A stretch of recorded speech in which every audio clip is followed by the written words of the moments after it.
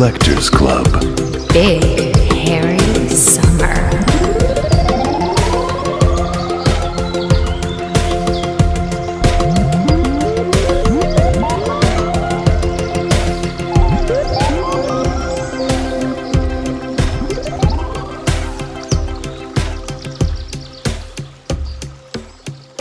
Well, hello everyone, and welcome back to Bigfoot Collectors Club, the show where we talk to amazing guests about their personal paranormal history and share stories of high strangeness.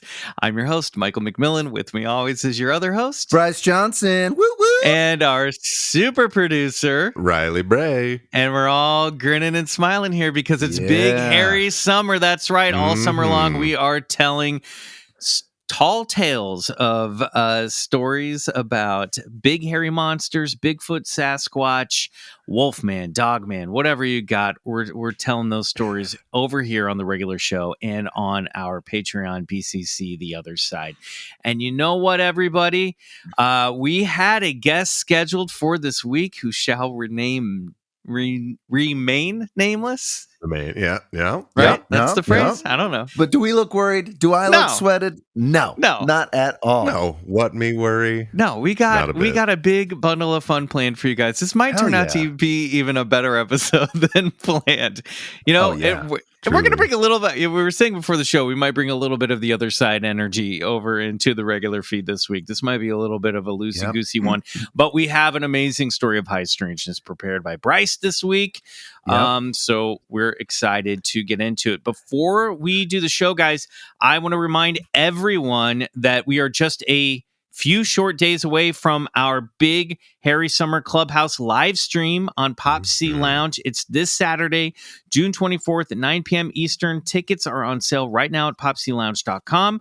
People have asked, this is not a in-person event anywhere. This is a virtual event. So we're doing it in the ether of the online world. I don't know. What's happening in your mind. It's happening in your mind, yeah.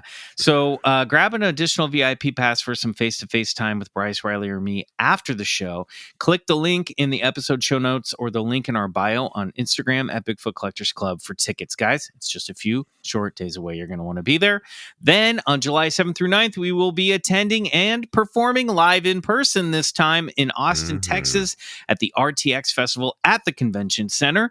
You can access our show with the purchase of a festival pass, which you can get at rtxaustin.com. Those tickets are on sale now. So we're included with your pass. You don't buy a specific pass for BCC. We're basically like a panel at the convention, but we'll be doing a live show there.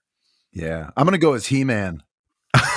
You can. Please, and commit to it. It is an animation the entire podcast. Time we're in Austin. You could go cosplay. You absolutely could. I am so excited to get back on the road with you guys. It has been way too long. I'm so excited to get in front of a live audience again. It's just like chef's kiss. I second that. I need our BCC boys energy together. I need a field trip, man. Field trip time. Yeah. We'll discuss this off mic, but I've got at least one more field trip in mind before the end of the summer that I think we should okay, great. discuss. Let's just say, I'll say this. We have some lost evidence that maybe we need to go back out and get. You know what I mean? Love that. Sounds We're going to hunt down the missing sound card. No. We might have to go make up for some lost evidence is what I'm saying. This is our before Big Hairy Summer's over. Gritty detective era. Oh, I love that. That's so good. We're going to go find those meth heads and we're getting that SIM card back. If you guys don't know what we're talking about, please refer yourself to our BCC Slumber Boys special from last October. There you go. Yep, that's it. All right. Well, since there's no guest, let's get right into some monkey business, shall we? We're talking Bigfoot this week.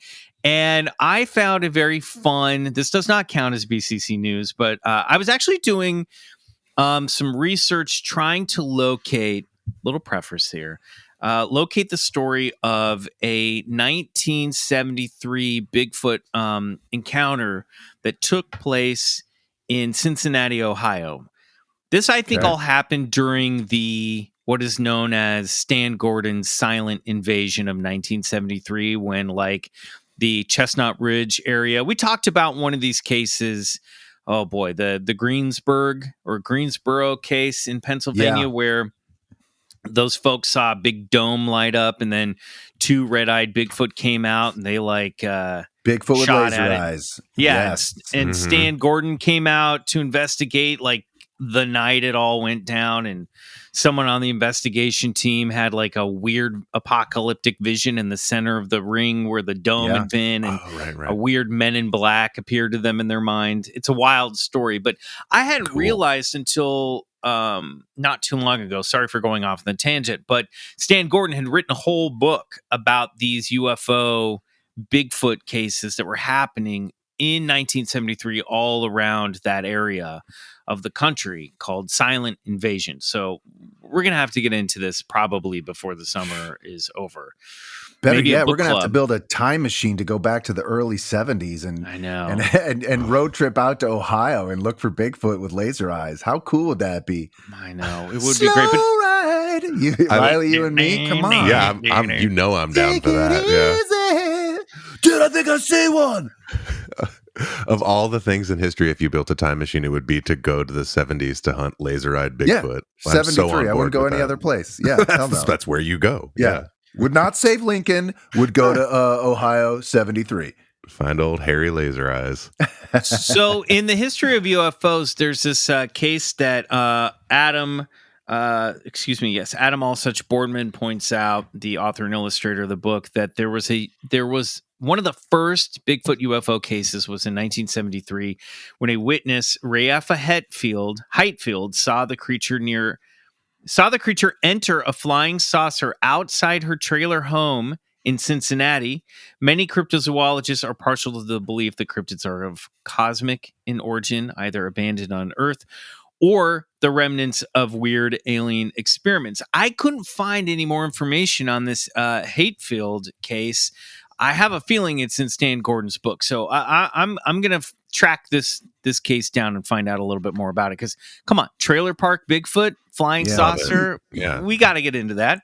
Silent Invasion is a pretty legendary book. A lot of people refer to that, and Stan Gordon is a meticulous researcher, so always doing great work, always highlighting great stories of high strangeness, especially as you said in relation to Bigfoot and their connection to UFOs.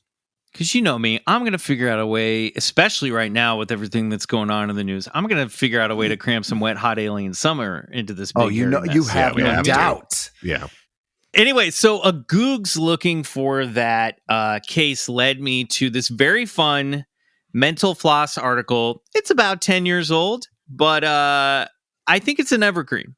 And here's why. This is called 11 Crazy Bigfoot Conspiracy Theories by Mark Mancini. Now, I think we're going to read through this article and we're going to discuss each and every one of these quickie theories and how we feel about it. There's some fun stuff in it. Great. Love a Bigfoot listicle. Yeah, let's go for it. It is. Whether or not you believe in Bigfoot, chances are you live pretty close to somebody who does, or you listen to a podcast of people who do. Sasquatch sightings have been reported in every state but Hawaii over the course of several centuries. In the process, a number of bizarre theories have been put forth to explain how the mysterious beasts came to be, reproduce, and constantly evade us. Here we go. Number 1, a DNA test proved that Bigfoot is a part human hybrid and deserves U.S. citizenship. Texas veterinarian Melba S. Ketchum claimed last November, this is in 2013, to have proved via Sasquatch DNA sample that the legendary apes are partially human. She even went so far as to insist that the government recognize them as an indigenous people and immediately protect their human and constitutional rights. Mm-hmm. I'm on board. Let's give the Squatches citizenship. I want to know, Bryce. You've had a lot of alleged Bigfoot DNA, or at least some samples. I've collected monkey DNA. You've collected stuff. So, what's your thought about this idea that this DNA study happened back in 2012, and that it did indicate that they're part human? Well, I love the work that Melba Ketchum did on those DNA findings. So you're familiar with Melba Ketchum? Oh yeah. Fantastic. Unfortunately, a lot of other scientists weren't. She got a lot of flack for how she conducted her analysis and handled the DNA samples. She is a scientist. I thought she did a great job. And of course, you're going to catch flack when you are an outsider who's saying, "Hey, I'm looking at some Bigfoot DNA and it says this and that and that." Of course, everybody's going to be like, "Yeah, right, whatever, catch him." But she sort of laid the groundwork for future DNA to come. As far as them being U.S. citizens, I don't know about that. Here's what Melba. Here's what Melba said. Did the test and everything, Melba says our data indicate that the North American Sasquatch is a hybrid species, the result of males of an unknown hominid species crossing with female Homo sapiens. Okay. And then I'm reading this is now a different article. They write, so where's the evidence? Well, there is none. Not yet, anyway. Ketchum's research has not appeared in any peer-reviewed scientific journal, and there's no indication of when that might happen. If the data are good and the science is sound, any reputable science journal will jump at the chance to be the first to publish this groundbreaking information. Until then, Ketchum has refused to let anyone else see her evidence. So, I don't know. I'll put this in the show me more category. You know what I mean? Sure. Love it. Show me more. I would love to see a Sasquatch at the DMV renewing their license. Let's make this happen. Got to raise those cameras. Swearing in, becoming a U.S. citizen would be pretty great, too. They're naturalized. They were born here. All right, here's the next crazy theory. 2, the government secretly removed burnt Sasquatch corpses from Mount St. Helens after the 1980 eruption. Following the disaster, a few witnesses reported seeing federal helicopters carrying off the charred remains of several Sasquatches from the area. Prior to the eruption, Mount St. Helens has already been a hot spot for supposed ape men sightings since the 1920s. We know that from the Ape Canyon incident. In fact, so many of these stories were recorded that a nearby gorge was eventually named Ape Canyon. So I've heard about this story for years. I've never looked into it. This might be something that we also need to dive into further this summer. But I'd always heard it was bogus. Yeah, we've brushed on it, but I love this story and this idea that there were some creatures found after the volcanic eruption. Because look, I've often thought that the DoD, the Department of Defense, has been interested in Bigfoot and his or her technologies for the longest time, and a lot of people did report seeing things being hauled away, and you do have some soldier and military accounts of them witnessing these creatures being hauled off. They are pretty tall tales, but I like this idea. And I just love the idea of some hangar somewhere housing old Bigfoot corpses, a couple sports model UFOs, Where is the intelligence officer whistleblower for the Bigfoot warehouse? We need that guy. This definitely deserves its own story of high strangeness, though. We need I think there's a little bit of meat on these bones. Of the Bigfoot warehouse to come forth and say that we've got exotic Bigfoot materials hanging out there.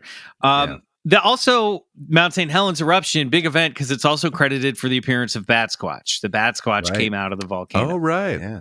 Wow. Yeah, shit went down.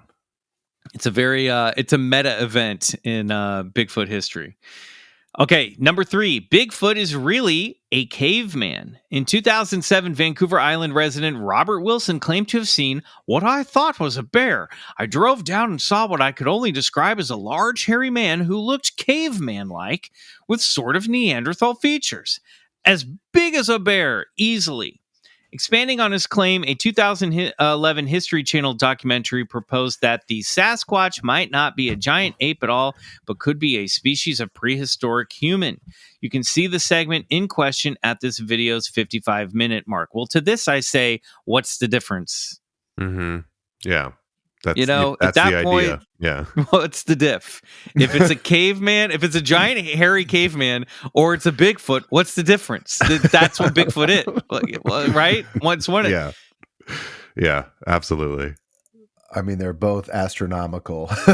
So I love this idea of just a caveman sort of like waiting civilization out, This'll pass. Almost over,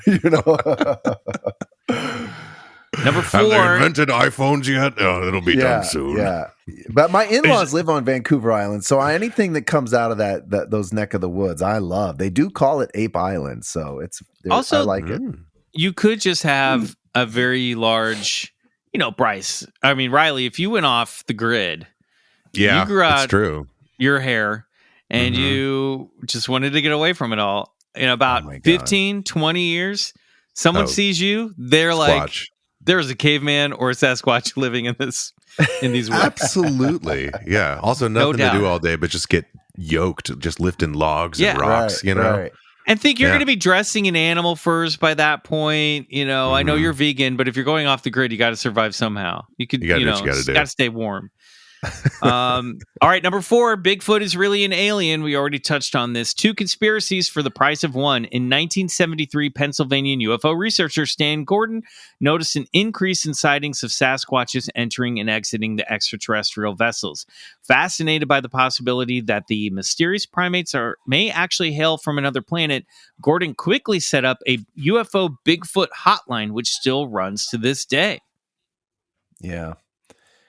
I like this theory. I like this theory because all it takes, it's the whole black crow, white crow thing. All you need is to see and prove they're one white crow to prove that not all crows are black.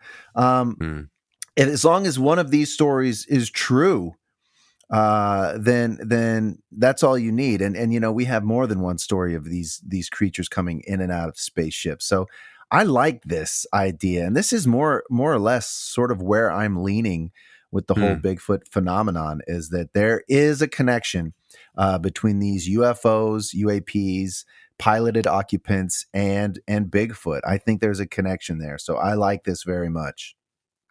All right. This is where we start getting a little weird.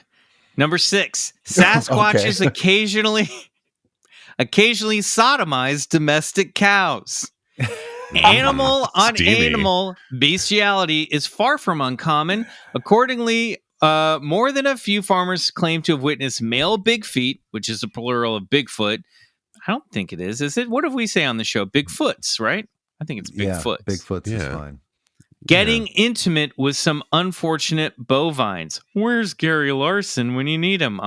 Little Far Side joke there. I guess, I don't know. This seems a little weird. Maybe there's some Bigfoot cattle mutilation connection here. I'm not sure. Yeah, this is Bryce? Not moving me. All right. All right. Number 7, Sasquatches appear in the Bible. A few modern creationists have argued that the giants briefly mentioned in the book of Genesis were actually early Big Feet. Okay. Is that the Anunnaki? Nephilim. Nephilim, yeah. Right. It's the fallen angels mated with man because they thought our women were hot, and they ran out of cows. So ran out of cows. That to me also sounds like the Melba Ketchum DNA result, right? It's an echo of that these big giants mated with human females and created a hybrid species, So it seems like that's kind of where I'm like, well, this seems a little fishy to me because this seems to be like recycled, theory. I don't know. I don't know. Dinosaurs didn't exist in the Bible. Okay, that's all I'm going to say. Here we go.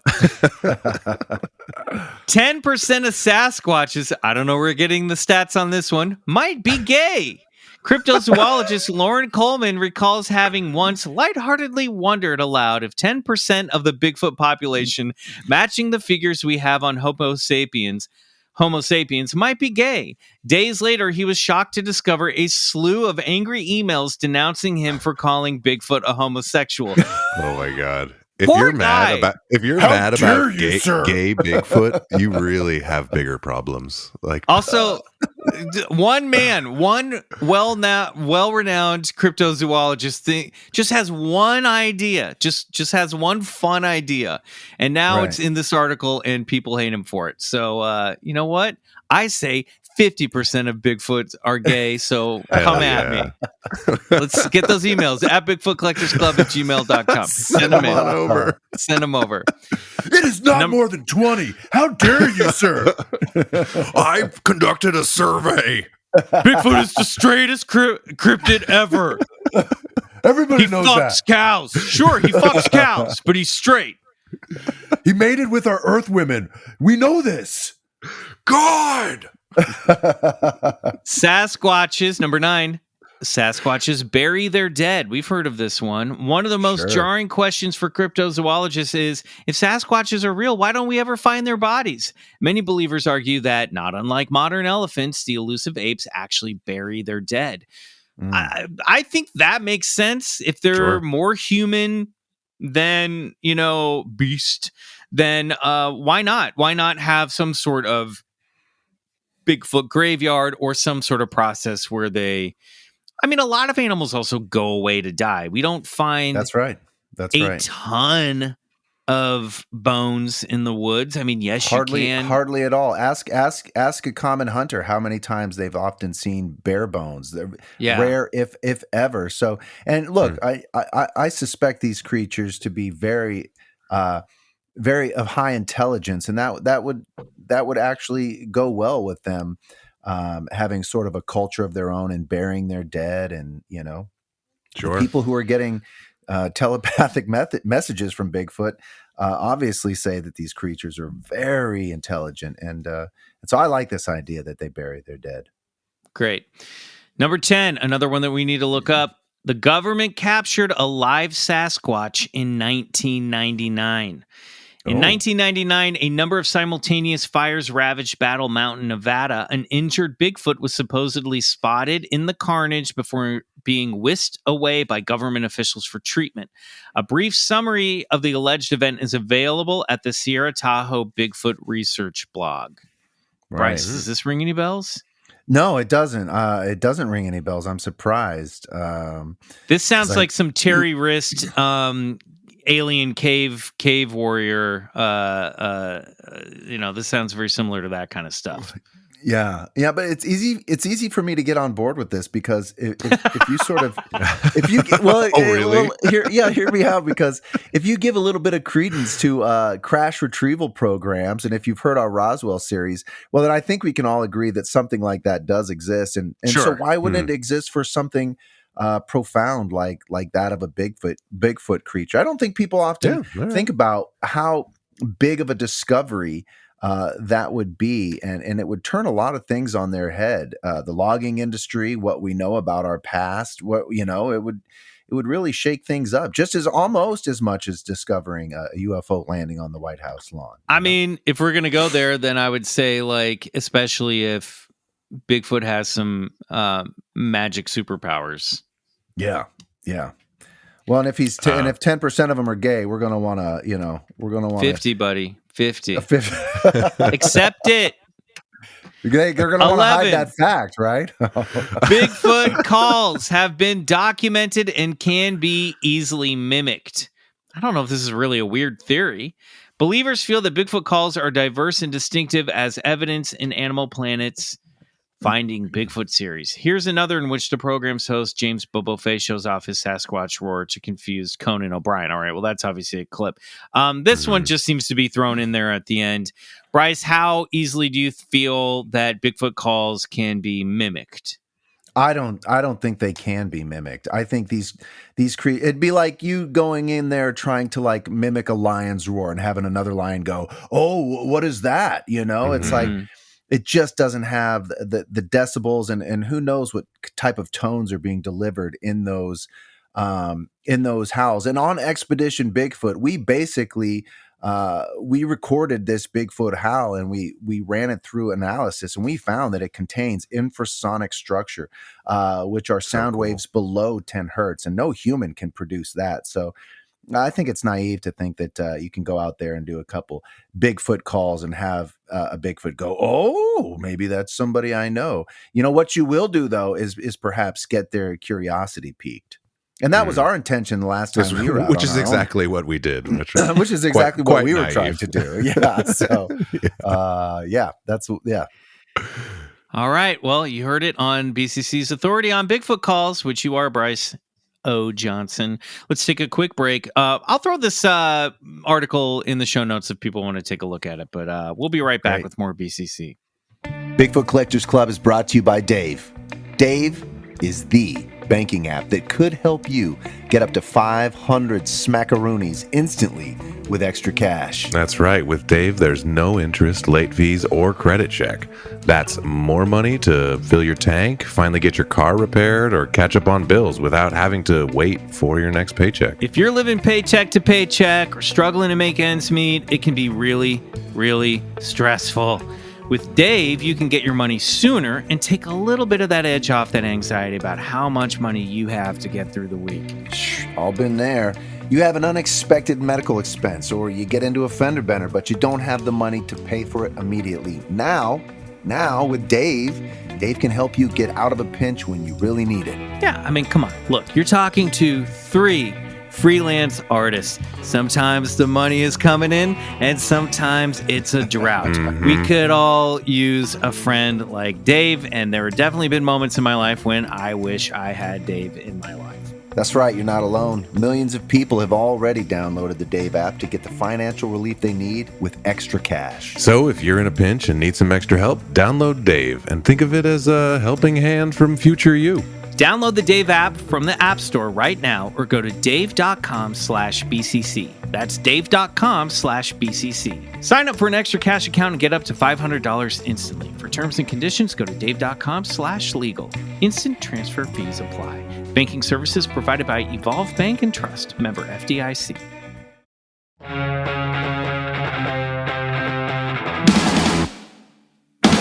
All right, gentlemen, I had another thing planned for our guest and for all guests this summer. I realized, hey, it's Bigfoot Harry summer. We should have a Big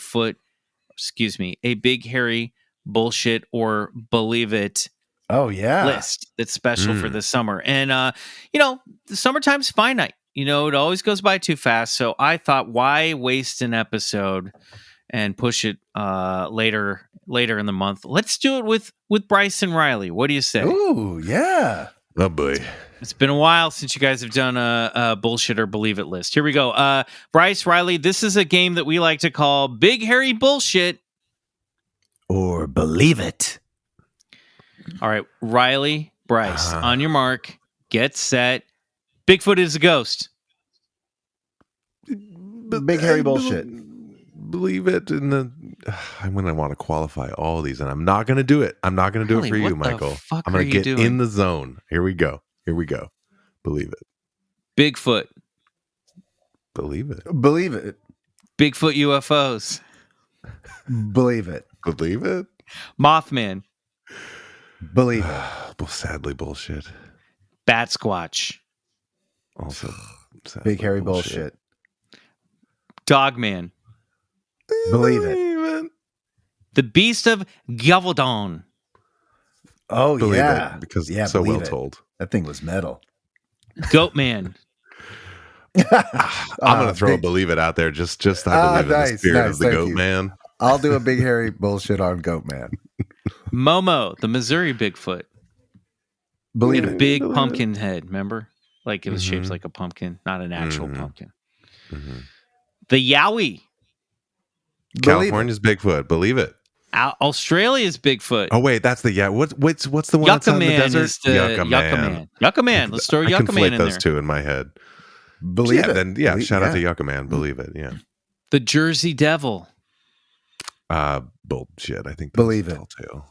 Mystery Big Cats. Just believe it. Yeah, believe it. Sure. Sasquatch. Believe it. Believe it. Classic. Bigfoot bodies were recovered after the eruption of Mount St. Helens. I put it in there before we read the article. Believe it. I'm gonna go bullshit on that. Bigfoot. What did you say, Bryce? Believe it. We got to do that one. Bigfoot creatures have penetrated the subterranean infrastructure of Edwards Air Force Base. That sounds gay. Penetrated. Nice. Believe it. Actually, believe it. It's gay or straight. Let's be honest. Either way. Okay. All right. Yeah. Sorry. It's pretty pansexual. I'll be honest. Believe it. You could outsmart a werewolf. You better believe it. Werewolf. Believe it. Interdimensional Sasquatch. Believe it. This is where yes. Telepathic Sasquatch. Definitely believe it. Invisible Sasquatch. Yep. Believe it. Believe it. Bigfoot looks blurry in every photo because he is blurry. I mean, blurry depends on your... It's hard to take photos in the woods. But believe it. Yeah, in a way, believe it, in a sense. Believe it. Finally, in our original timeline, the famous Bears family, their last name was spelled Berenstein, not Berenstain. I do remember it that way. I wish I didn't, but believe it. Yeah, I remember. Guess. But I don't believe it, but I Berenstein. do. It's a weird mind thing. I don't know. Yeah. You remember All right. Steen, right? Yeah, I remember Steen. Yeah. It's weird. I mean, they are the OG big hairy monsters of our childhoods, right? That's true. Yeah. However it's spelled. All right, well done, everybody. You both survived. We made it. Big hairy bullshit or believe it. All right, it's time. You know what? Before we get into this week's story of high strangeness, let's just take another quick break, and we'll be right back. And then the stage is all yours, Bryce. Cold turkey may be great on sandwiches, but there's a better way to break your bad habits. A visitation from the Men in Black? No, Michael. Getting gassed out by the Flatwoods Monster.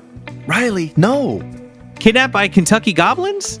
Okay, guys, there's an easier way. Bad habits might feel supernatural, but breaking them doesn't take an out-of-this-world solution. Our sponsor, Fume, looks at the problem a different way. Instead of a drastic, uncomfortable change, why not just remove the bad from your habit? Do that. Fume is an innovative, award-nominated device that does just that. Instead of electronics, Fume is completely natural. Instead of vapor, Fume uses flavored air. And instead of harmful chemicals, Fume uses all-natural, delicious flavors. Look, you get it. Instead of bad, Fume is good. It's a habit that you're free to enjoy, and it makes replacing your bad habit easy. Your Fume comes with an adjustable airflow dial and is designed with movable parts and magnets for fidgeting, giving your fingers a lot to do, which is helpful for de-stressing and anxiety while breaking your habit. I can definitely speak to the fidgeting, de-stressing of it. I've been keeping the Fume in my guitar case, and so I'll pull it out before the set when I'm sitting in the green room. You got those like last 5 minutes, and the anxiety comes on, and it's a great little thing to have that I can enjoy in the green room, inside the venue. Guys, rock stars use Fume. It's cool. Yes, don't rely on alien abductions to break your bad habits. Stopping is something we all put off because it's hard. But switching to Fume is easy, enjoyable, and even fun. Fume has served over 100,000 customers and has thousands of success stories, and there's no reason that can't be you. Join Fume in accelerating humanity's breakup from destructive habits by picking up the Journey Pack today. Head to tryfume.com and use code BCC to save 10% off when you get the Journey Pack today. That's tryfum.com and use code BCC to save an additional 10% off your order today. Bigfoot Collectors Club is brought to you by Magic Spoon. Magic Spoon! Stay on track with Magic Spoon, cereal that tastes like your childhood faves, but with more protein and less sugar. Guys, I want to tell you something. Saturday mornings in the McMillan household back in the 1980s were the best. I looked forward to them every week. First of all, there's no school. Yes. Secondly, I'd wake up early. I'd run to the kitchen. I'd pour myself a big old bowl of sugary cereal and spend the morning parked in front of the television watching the greatest cartoons of all time. But you know what? Now that I'm an adult, yes, I can still enjoy cartoons, but that sugary cereal, not good for me. No bueno. Thankfully, there's Magic Spoon to recreate those wonderful Saturday mornings without all the garbage in your cereal bowl. That's right. Look, today, guys, I'm more of a nighttime kind of cereal guy. Oh, okay. And with trying to stay healthy with my yoked alchemy and hitting the gym, sugary cereal at night would just crush all my hard work and gains. Magic Spoon is like a godsend for me. I can still eat my nighttime bowl of cereal and not have to worry about destroying all my hard work. That's right. Magic Spoon is high protein and, get this, has 0 grams of sugar, and they offer a wide variety of amazing flavors. And we have the perfect opportunity for all you Club Scouts. Check out the Variety Pack. 4 flavors are cocoa, fruity, frosted, and peanut butter. This pack has 0 grams of sugar, 13 to 14 grams of protein, and 4 to 5 net grams of carbs. Only 140 calories a serving. It's high protein. Again, that's 0 grams of sugar, keto-friendly, gluten-free, grain-free, and soy-free. I love the fruity flavor the most because it truly recaptures the delicious crunch of my favorite rainbow-inspired loop-shaped breakfast cereal from back in the day. Also, some of those caveman Tiny Rocks cereals that you might have had. You know what I'm talking about? Of course. Yes. The fruity tastes just like those. In fact, my girlfriend she's like, what is this stuff? And I was like, it's called Magic Spoon. She scooped a little handful out and she said, that's delicious. That actually tastes like the real thing. So I'd have been like, don't touch that. That's for my gains.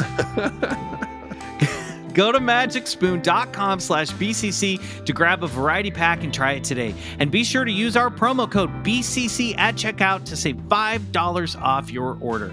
And Magic Spoon is so confident in their product, it's backed with a 100% happiness guarantee. So if you don't like it for any reason, they'll refund your money. No questions asked. Remember, get your next delicious bowl of high-protein cereal at magicspoon.com/BCC and use the code BCC to save $5 off. Thank you, Magic Spoon, for sponsoring this episode. Nom, nom, nom, nom, nom.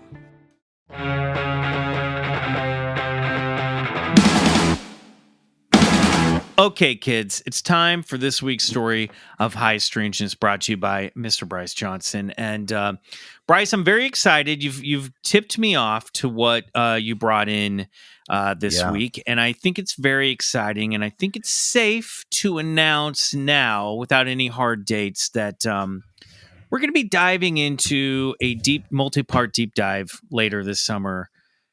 We're doing the history of Bigfoot. Okay, we're going to go in. We're going to kind of like what we did with Roswell. We're going to revisit some old cases. We're going to put together a timeline and really give you guys our take on the historical context of Sasquatch, Bigfoot, revisit some old cases, talk about some hoaxes.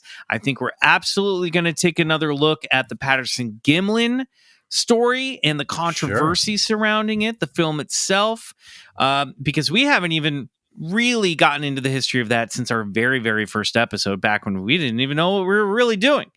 So I think the way it'll work, the roadmap for this is it's not going to necessarily be consecutive episodes. We might have breaks in between some of this stuff so we can hone in and do the research and have enough time to tell these stories. So all that being said, I think, Bryce, what you've brought to the table today actually serves as a prologue for the history of Bigfoot. If My Fearsome Creatures was sort of the forward to this history, yours is definitely the prologue.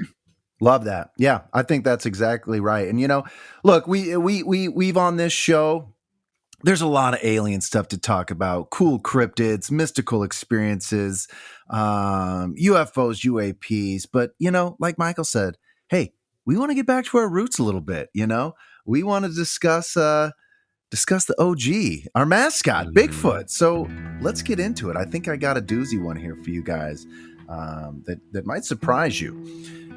We know it's Big Hairy Summer here on the BCC, and I thought, what better way to explore our beloved mascot than by taking a look at some of the historical accounts of the legendary beast that predate the cultural development and modern era of what we all commonly refer to as Bigfoot.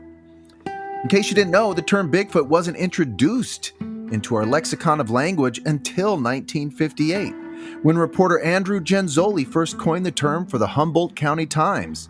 And he was following up on reports of a logging crew that was experiencing some strange and frightening happenings around their work site. Equipment was being moved, huge cable drums weighing hundreds of pounds were being tossed into the river like stones. Jerry Crew, who was in charge of the operation, found peculiar evidence in the form of large humanoid footprints left in the dirt. Genzoli, fascinated by the accounts, decided to give the unknown assailant a catchy name, and with that, Bigfoot was born. The sightings only continued, and so did the reports, hitting peak fever when in 1967, an ex-rodeo rider named Roger Patterson and Bob Gimlin, his horse-whispering rancher friend, We're following up on some accounts of recent track reports in Northern California near the Trinity National Forest. Intrigued, they rounded up some horses along with their gear and hit the road. After weeks of scouring the area on horseback and coming up empty, their hard work finally paid off when on October 20th, as they were circling back to their camp, they came upon a large hairy creature taking drink from the river's edge. In a panic, Roger Patterson dismounted his horse, pulled out his 16mm camera, and hastily began filming the creature as she walked effortlessly across the sandbar into the woodline beyond, giving us our first real, tantalizing glimpse at what loggers and hunters had been describing for over 100 years.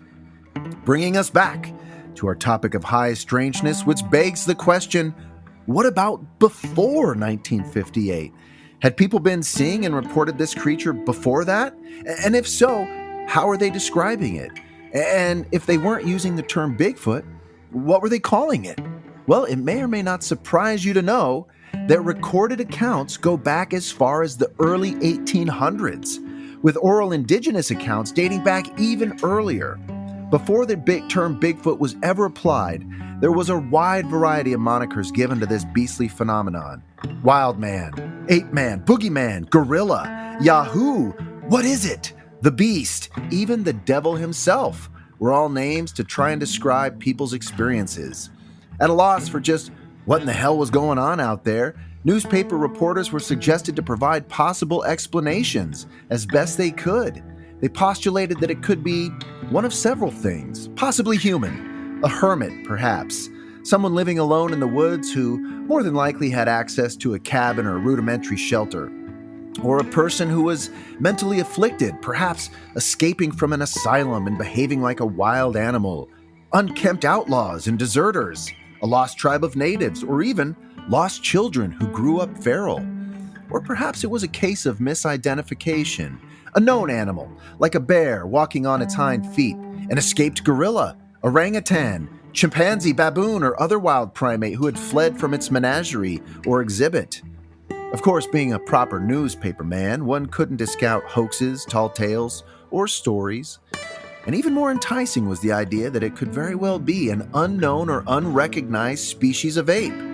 Perhaps even primitive man himself, a Neanderthal, or better yet, the missing link. So let's take a look at some of these early accounts of big hairy giants roaming the woods and just about everywhere in between.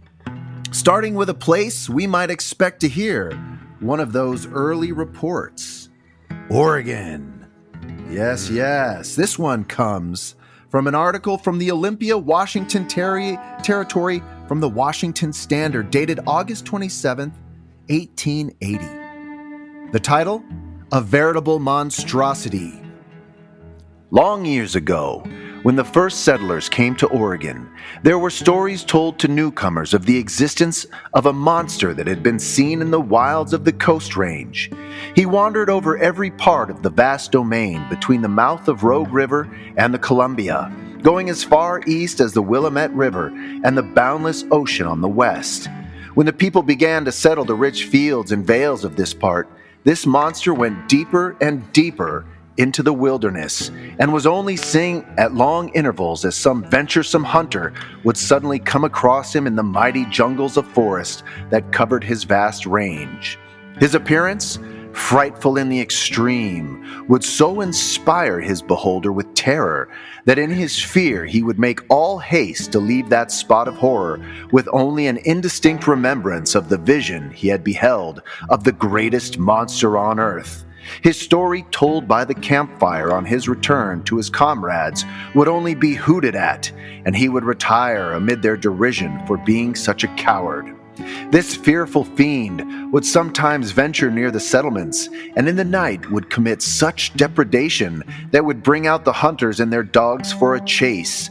But after several hours, the hounds would come back dragging their tails in terror and slink crouching to their master's feet. For years, this demon monarch held his sway of the forest, and his fame grew from the north and south, from east to west, and many would start out to meet and conquer him. Some came back regarding him as myth, others with fear written over each lineament of their features, and others went out and never returned. Those who had seen him were unmanned forever, and their skills as hunters gone, nor could they ever be induced to go beyond the settlements again to seek the bear or elk for fear of an encounter with this inhuman monster. It was reserved for a party of tourists and hunters from California to meet him face to face, and to them we are indebted for their tale of their adventure. 2 weeks ago, a party of 4 renowned as might hunters of the grizzly in the Sierras came ashore from the Oregon and took the boat for Nehalem Valley, intent upon being the first to tread many portions of this wild country. They went on and on deep into the wilderness. One day last week, when far from the mighty Columbia, they sent out their dogs to chase the game, and each took a stand by a run. One, more full of curiosity and adventure than the rest, began to look around, and soon he saw in the soft mud near the spring the prints of a monster foot. But one track was visible, but its size, its resemblance to a human foot, made him start back in horror and clench his trusty gun as he held his bated breath. He remembered the stories he had heard and called his companions and hounds around him. They decided to give the monster chase, nor rest until he had been brought to bay. The track in their mud was shown to the dogs, and soon their deep baying betokened that they had found their quarry. On through the tangled woods rushed the men, and soon they were face to face with the horrible form that had haunted this place for years. Of giant height, with hair falling in grizzled locks, his arms of the size of saplings, and covered with a coarse red hair all over his body. He stood facing the men with an expression of hate and ferocity. His teeth were set, and 2 long tusks on each side showed that life would be of little worth to anything into which they might be set. And with a sweep of his long arm, one of the baying hounds was caught up, and those fearful tusks sent crushing through its quivering brain. The men stood awed with horror. No. The remaining dogs, seeing the fate of their comrade, drew back, and this horrible figure, throwing the dog from him, moved away. And then they saw what they had not noticed before, that one foot was backward and the other forward, and that he could run one way as well as the other. Fleet of foot, he could dodge first one way and then the other, and springing by the mighty trees of the forest, he was soon lost to view. His track was measured and found to be 27 inches in length. His height was estimated by measuring a small tree near which he stood and found to be 11 feet and 5 inches. His terrible eyes and ferocious teeth, that grinning mouth, and the swelling muscles of his body so inspired the hunters with a wholesome fear that they returned to the city, and on last Wednesday morning returned to their own state, content to hunt the grizzly and mountain sheep amid the hills and rocks of the Sierra Nevadas. Okay, couple thoughts. Bry, first of all, Riley and I think both sat up at the same phrase. Yeah, the crunching of the brain. Dog's quivering brain. Yeah. That's horrifying. But even earlier, Demon Monarch. Why don't we call Bigfoot Demon Monarch? That's a fucking awesome name. Title. That is metal. Demon Monarch of the forest. Yeah. Oh my god. Yeah. Coming your way. That is a Wolf Brothers album, if I've ever heard one. Yeah, put it in the book. Yeah. Well, that's just. Oh, go ahead. Well, I was going to say that I missed because I was shutting up my own dogs. I missed what year this took place in. I'm sorry, Bryce. 1880, No, I believe. This was from August 27th, 1880, a newspaper article from the Washington Standard.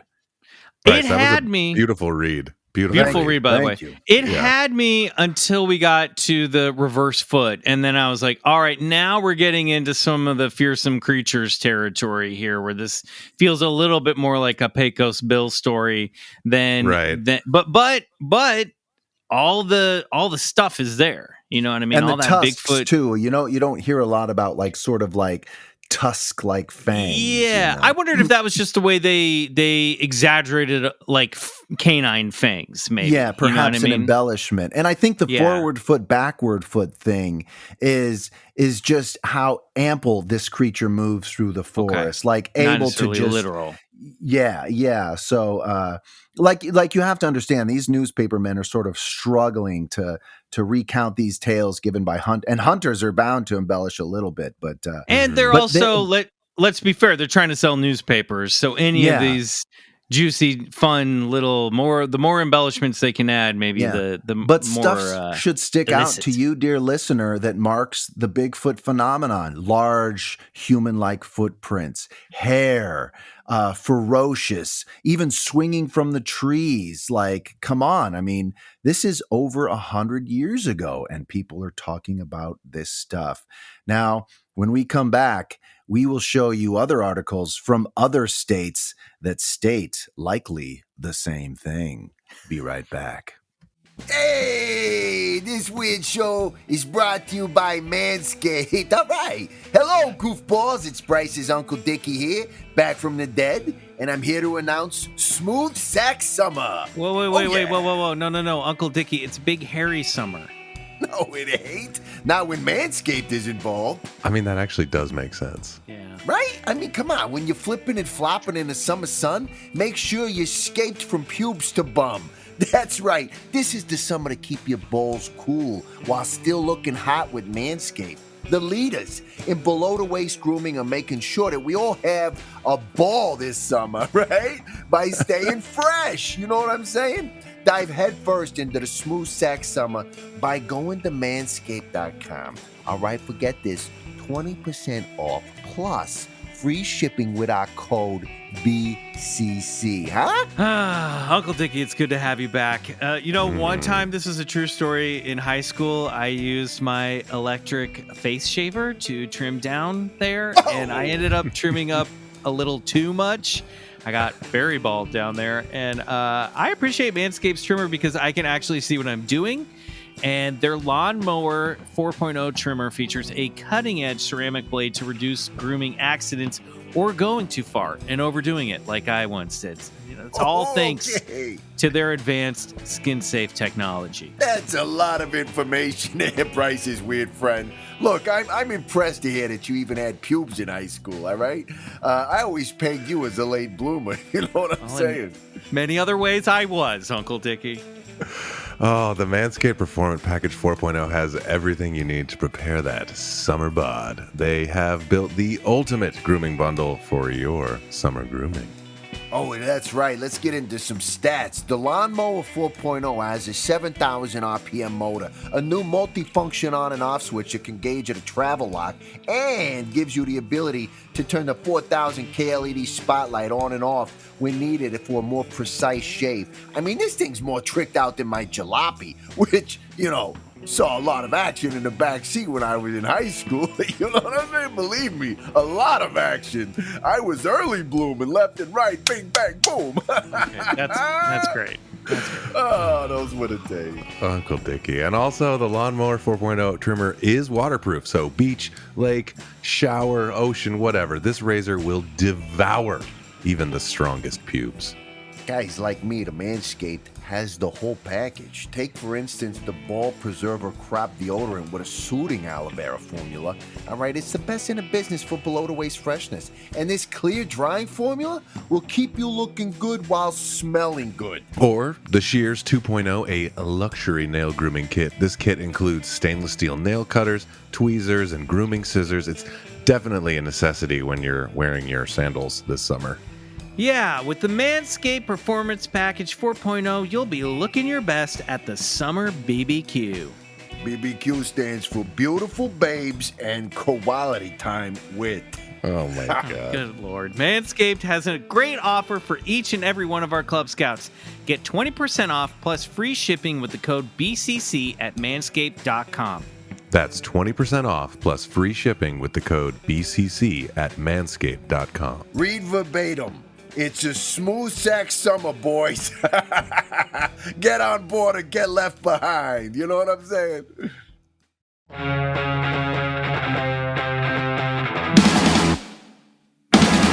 great. That was like Shakespeare in the Park, Bryce. That was good, quite good. a read.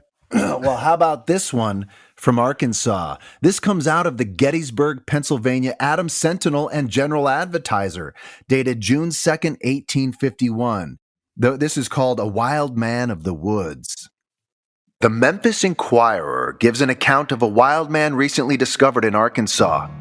It appears that during March last, Mr. Hamilton of Greene County, Arkansas, while out hunting with an acquaintance, observed a drove of cattle in a state of apparent alarm, evidently pursued by some dreaded enemy. Halting for the purpose, they discovered as the animals fled by them that they were followed by an animal bearing the unmistakable likeness of humanity. He was of gigantic stature, the body being covered with hair, and the head with long locks that fairly envelop his neck and shoulders. The wild man, after looking at them deliberately for a short time, turned and ran away with great speed, leaping from 12 to 14 feet at a time. His footprints measured 13 inches each. Yes. And now, oftentimes, other newspapers would weigh in on the story, like this one from the Madison, Wisconsin Weekly, Argus and Democrat, dated January 8, 1856. A wild giant in Arkansas. A wild man 7 feet high is said to be roaming through the great Mississippi bottom in the state of Arkansas. Numerous travelers and hunters had asserted that they have seen him, but none have ever been able to get near enough to get particulars concerning the strange being. Even the Scientific American weighed in, albeit a little more skeptically, with a March 1846 article simply titled, A Wild Man.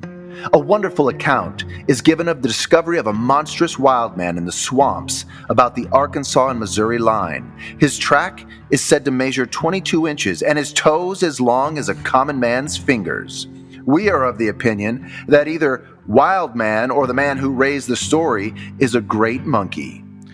This is crazy, though. 1850s. Yeah. You know, that's as early as 1846. Like, this is... Yeah. Wow. It's wild. Well, I mean, this is almost... We're approaching 200 years old. You know what I mean? Well, absolutely. And, you know, and as I said earlier, oral traditions of the indigenous peoples of the area, especially Pacific Northwest, go back centuries. Right. But these are written accounts in storied newspapers. Now, here's one from a state that you might expect, California. On April 25th, 1876, the Helena, Montana Independent runs the headline, The Missing Link. Interview of a California hunter with a gorilla-like wild man. A correspondent of the San Diego Union writes as follows concerning a quote-unquote wild man recently seen in the mountains in that county. Quote, about 10 days ago, Turner Helm and myself were in the mountains about 10 miles east of Warner's Ranch on a prospecting tour, looking for the extension of a quartz lode, which has been found by some parties some time before. When we were separated about a half a mile apart, the wind blowing very hard at the time, Mr. Helm, who was walking along looking down at the ground, suddenly heard a strange whistle. Looking up, he saw something sitting on a large boulder about 15 or 20 paces from him. He supposed it to be some kind of animal and immediately came down on him with his needle gun. The object immediately rose to its feet and proved to be a man. This man appeared to be covered all over with coarse black hair, seemingly 2 or 3 inches long, like the hair of a bear. His beard and the hair of his head were long and thick, and he was a man of great size. They stood gazing at each other for a few moments when Mr. Helm spoke to the singular creature, first in English, then in Spanish, and then in Indian, but the man remained silent. He then advanced toward Mr. Helm, who, not knowing what his intentions might be, came down on him with a gun to keep him at a distance. The man at once stopped as though he knew there was a danger. Mr. Helm called to me when the wild man went over the hill and was soon out of sight and made good his escape. We have frequently before seen this man's tracks in that part of the mountains. Mr. Helm is a man of unquestioned veracity. Yes. Wow. Even the San Joaquin, California Republican followed up on the reports when in September Even 19, the San Joaquin, California Now- Republican? They're a very Yes. discerning, reputable newspaper. a very discerning Wow. rag, they ran the Wow. short quip again titled Wild Man.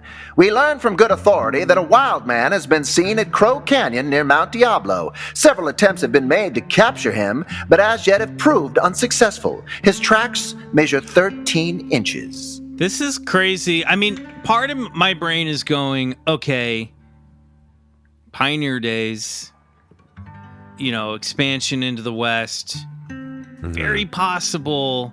Listen, I've seen 1883. Shit goes south real fast You've out played there on the Oregon Trail. Red Dead Redemption. Yeah. I played and passed. And I mean, it really wouldn't surprise me, setting aside the size of the tracks and all this stuff, if just like some kids, like your whole family gets slaughtered or something goes wrong, gets sick, and you're left to raise yourself out in the woods, and you may not speak English, you may not know what's going on. So I can definitely see that some of these cases are of actual wild humans that have been Feral abandoned in humans, some yeah. form out in the woods. But again, the track size, all this stuff, like whether or not we, it all obviously feeds into the overall like folklore of Bigfoot. You know what I mean? And again, we kind of talked about this in Kendall Long's episode, like getting to the heart of what out of this stuff is based on real evidence and what out of this stuff is a myth and a legend, because again, trying to dig in and figure out here what's real and what's an invention by the human imagination. You know what I mean? Yeah. Well, the stories just keep on coming. Here's one out of Idaho from the Salt Lake City, Utah Desert Evening News, which ran an article on January 27th, 1902. An Idaho monster at large. Queer story of people said to have been frightened by a long-haired creature in human form. Special correspondence. Even back in 1902, they were saying Bigfoot's queer. I don't know why Queer you guys Bigfoot. are so There we go. mean. Yeah. Stop bullying the Bigfoot queer community. It's canon. Pocatello, Idaho, January 26. A letter from Chesterfield, Idaho contains a startling rumor of having been visited by an 8-foot, all-covered haired human monster while a party of young people were skating on Portneuf River in the field of one John Gooch. The creature showed fight and flourishing a large stick and giving vent to a series of yells attacked the skaters, but it being slow of movement, they regained their wagons and got away safely. A party of young men returned armed and got a good view of the monster, warming himself by the fire they had left. The beast was at least 8 feet high, covered with long reddish-brown hair. The face was hidden by immense bushy whiskers, and no part of the naked skin was to be seen except a small spot above the eye. The boys concluded not to bag that game that night. Measurements the following morning show the tracks to measure over 20 inches long by 7 1/4 inches broad, with the imprint of only 4 toes. The Stockman report, having seen similar tracks along the range west of the river, but as far as known, no one has ever before seen the animal who is trekking westward. The people, feeling unsafe while this beast is at large, have sent some 20 men on its trail to effect its capture. Interested parties are referred to John Gooch, who was on the scene from the appearance to the disappearance of the monster. The 4 toes. That's a thing, right? Yeah, that's a That's an early 4-toe. appearance Yeah, of that. remember what's that old movie, Michael? Legend of Boggy Creek. Yeah, that creature had 4 toes. So here, 3, that's I believe. That's an Might even interesting have been detail. 3-toed.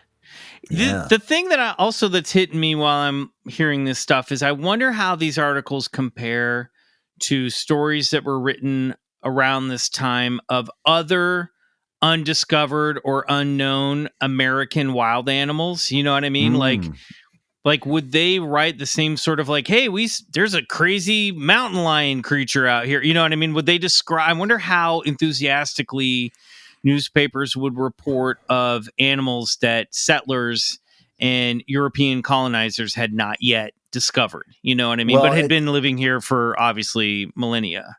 Well, sure. The one parallel that you read over and over again is through these articles are the confoundment of the sightseers. They see this thing, looks human, has hair like a bear. It's huge.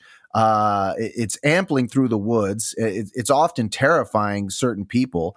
It has this sort of monkey-like quality that people have probably only read about or seen rude drawings. Well, and gorillas in hadn't even been officially discovered yet. I mean, the mountain gorilla hadn't been proven to exist. I mean, 1928 or when was this one? Yeah, that's right. I mean, there were reports coming out of Africa in the mid to late 1800s, but only drawings and sketches and rude ones at that. So this is all very telling that people are seeing something that we would today describe as Bigfoot.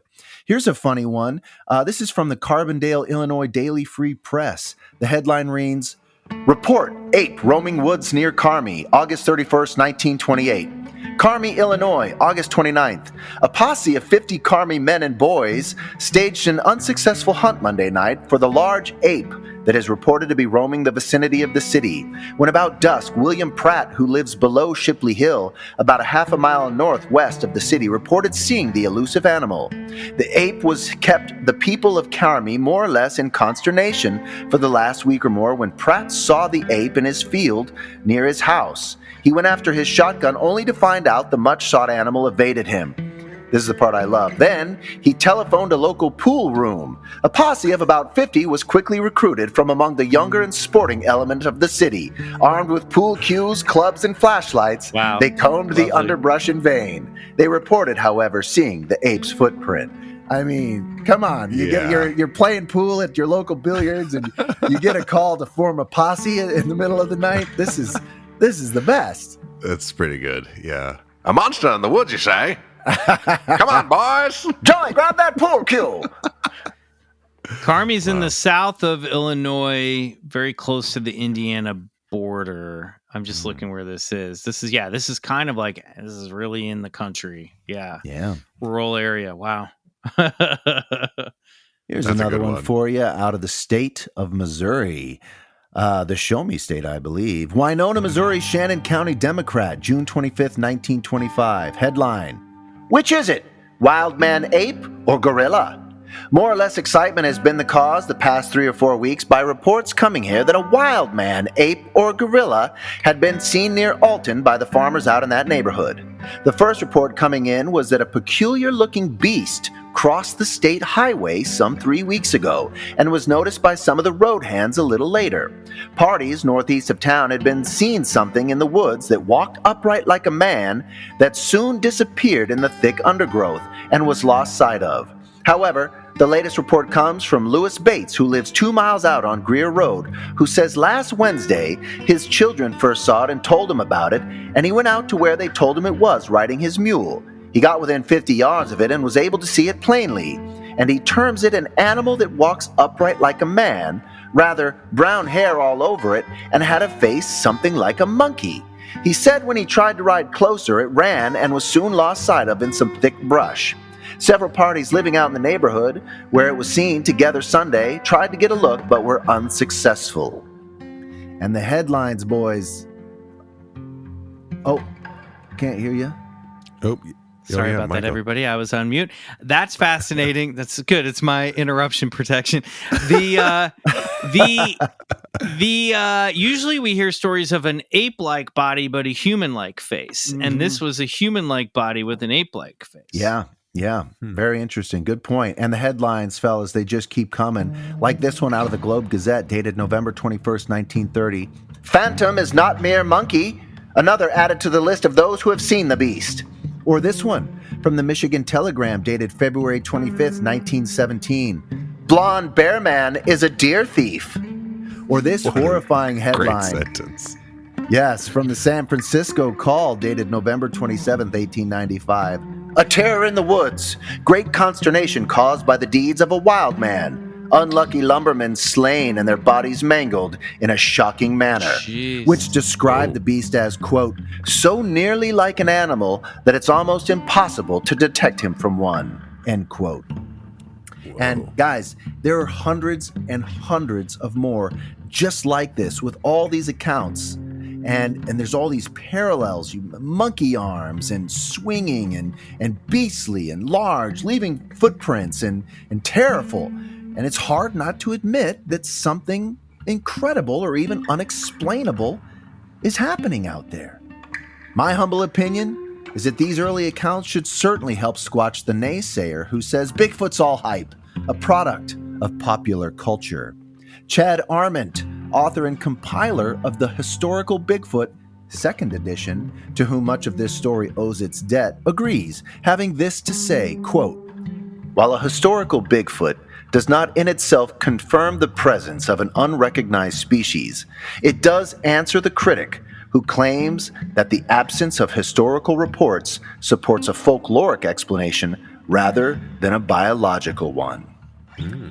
Personally, combing through the hundreds upon hundreds of bizarre reports of people seeing something that just can't be explained or being terrorized by this ghastly creature reinvigorated my belief that something is definitely going on out there, and not just in the dense woods of the Pacific Northwest, but all over these great states, even extending to the larger world beyond.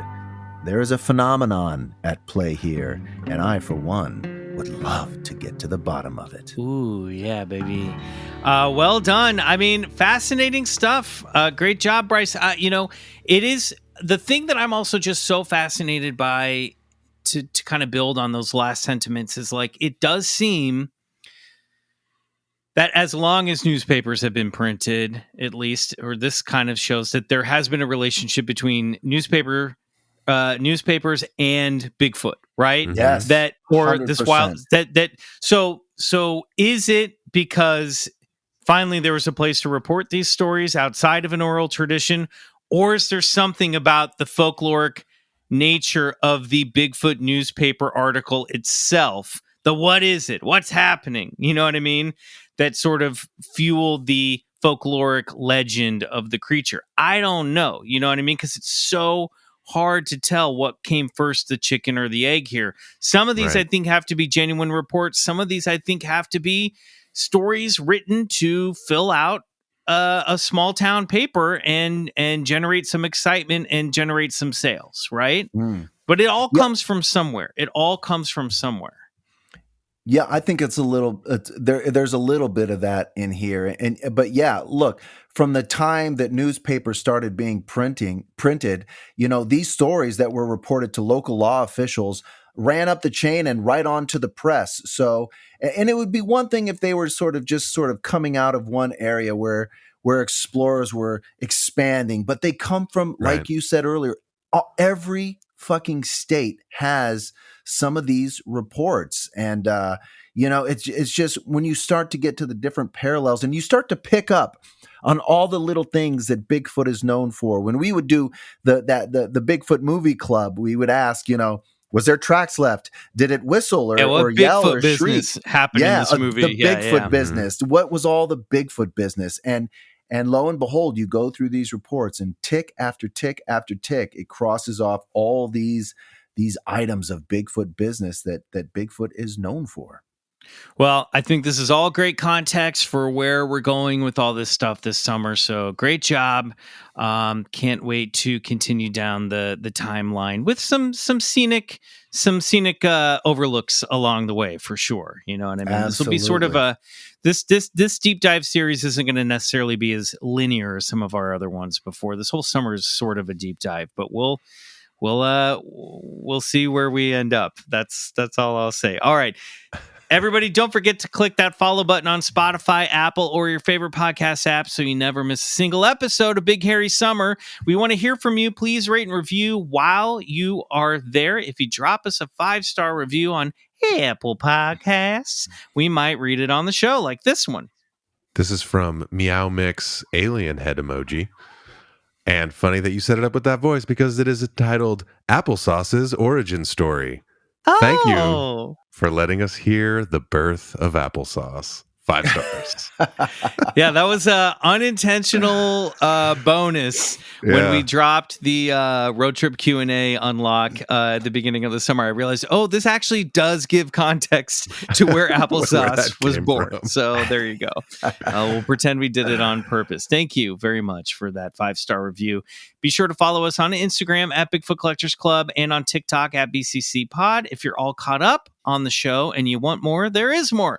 Check out our Patreon, BCC The Other Side. Unlock 3 bonus episodes every month, plus our entire episode library over there. You can upgrade to the Cosmic tier, where you can unlock 3 additional BCC soundtracks composed by Riley. It's all at patreon.com/BigfootCollectorsClub. And don't forget, we will be covering Big Hairy Monster stories and Big Hairy Summer stuff over there as well. So it's all a symbiotic experience. You don't want to miss out. Speaking of Patreon, boys, it's time to give our Patreon shout outs of the week. These are people who have joined us over on the other side in recent months.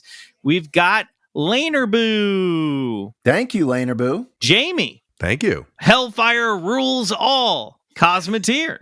It certainly does. Thank you and welcome. Hellfire rules all as a Cosmeteer. BB. Thanks, BB. Mama Lolly. Thanks, Mama. I'm fucking these up this week. Mellow C. They're not making it easy on you. This one's pretty hard. Mellow Siamang 81. Cosmeteer. Thank you. Welcome. Monica May. Thanks, Monica. Kapali Long. Oh, I know Kapali. He's such a great musician. Look up Kapali Long, everyone. He's a legend. Thank you, Kapali. Welcome. Thank you. Yes. Mike Levy. Thanks, Mike. Aaron Hunter. Thanks, Aaron. William Nolan. Thank you, William. Adrian Squirrel. Baron. Cosmeteer. Welcome to the Squirrel Thank Club. you. Yeah, welcome. All right. Big Beef Man. Thank you, Big Beef Man. Hell Thank yeah. you, everybody who has joined the other side. If you haven't heard your name yet, stay tuned. Don't forget our Clubhouse live stream this coming weekend, June 24th, Saturday at 9 p.m. Eastern on popclounge.com. Come see us at our RTX Festival in Austin, July 7th through 9th. Follow me on Instagram at McMills. Yep, I'm on those socials as well at Mr. Bryce O. Johnson on Instagram and at Bryce O. Johnson on Twitter, at Mr. Bryce Johnson on Instagram, Yeah. and at Bryce O. Johnson on They'll Twitter. find Thank it. you. Just Google Bryce Johnson. You'll find it all. I'm Peace Drone on Instagram, and I got a bunch of Tommy stuff rolling out these days. There's singles and music videos dropping. So Oh my God! Can we check out? Yeah. Go ahead. Sorry, I totally didn't mean to interrupt you talking about no. Tommy, but Michael and I went and saw Riley the other night. Holy shit, it was in his full rock star form. It's great. That band Great show. kicks Tommy fucking ass. rules. So good, dude. Thanks, wow. guys. Blown away. Tommy man. rules. I've had If You Tried in my head, stuck in my head for over a week in a very good so way. rock catchy in Yeah. a fucking great way, man. Thanks, Yeah, guys. really good go stuff. check it out, everybody. You'll enjoy it. Every song's a banger that Tommy puts out. So I'm not fucking around. Go check it out. If they're playing in a town near guys. you got to go see Riley play. All right, we'll see you back here next Wednesday for an all new episode of BCC. Until then, good night. And go get regressed.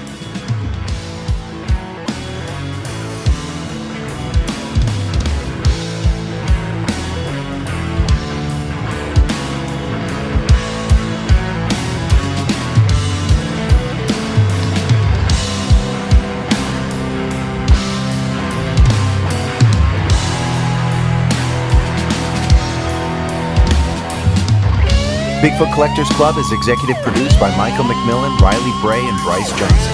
Our show is engineered, produced, and scored by Riley Bray. Our theme song, Come Alone, is by Suneaters. Follow them on Spotify.